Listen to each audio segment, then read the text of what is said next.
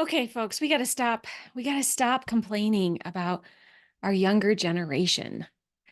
So, I just want you to know we have been complaining about them since the beginning of time.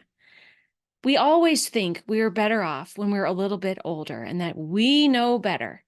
Well, it's true. We have more experience and we have a little bit more context.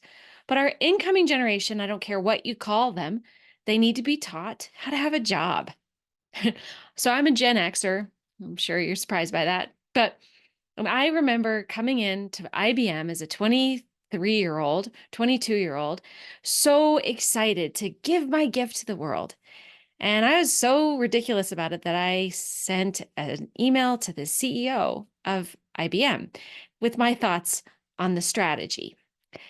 Yeah, really, really bad. I mean, I created such a ruckus inside our company. I mean, my manager through his manager up to our director, up to our general manager. I mean, it was so embarrassing, honestly. But it's just because I was excited and I was enthusiastic and I really wanted to contribute. And luckily I had a really good manager at the time who helped coach me on sort of what was appropriate and what wasn't appropriate. I'm so grateful to him for the way he handled me. And I ended up having a long, wonderful career at IBM where I could have maybe been fired.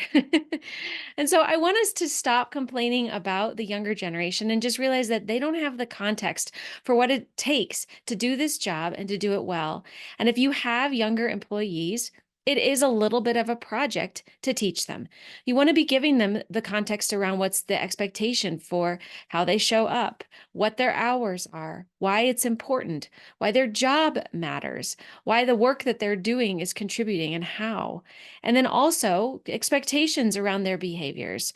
It sometimes needs to be spelled out in a way that maybe you wouldn't have to do with some of your more seasoned employees. But again, when you were younger, you needed that context too, I promise. And so please take the time to just be grateful and gracious with your incoming employees, recognizing that this is not a new thing. This has nothing to do with whatever incoming generation is coming into the workforce. It's literally more about age. Now, I will say this about our incoming Zoomers or Gen Z, is their expectations for work are going to be different and a lot different than what has been in the workforce. Be ready for that. It's a good thing. They are no longer going to tolerate working for organizations that don't have transparent, authentic leaders. They're no longer going to tolerate working for a company that doesn't provide them with flexibility and autonomy once they feel like they've mastered the job. They also are not going to work for an organization that doesn't have meaning and purpose built into the jobs.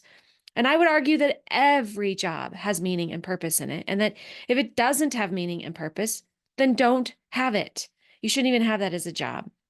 They also want to make sure that they are working for an organization where they've got people believe in them and they're cared for. And also, they want to work for an organization that's paying them fairly and has good, flexible benefits. And so, if you're not doing any of those things, or you think you're kind of, oh, here we go again, here goes another person saying about how, we've got to coddle these workers, it's not that. This is what all incoming workers are wanting now. So we're not seeing it just with the younger generation, but we're seeing that the younger generation is pushing it and therefore causing millennials and Gen Xers, and even in some cases, boomers, to think differently about what they really want from a job.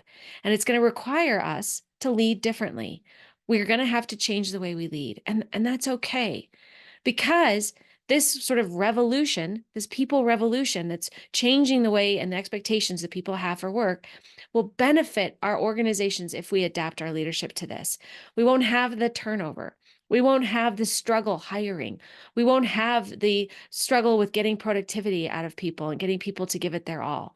So I promise this will benefit you and your bottom line when you think a little bit differently about how you lead and especially how you lead this incoming generation. Thank you.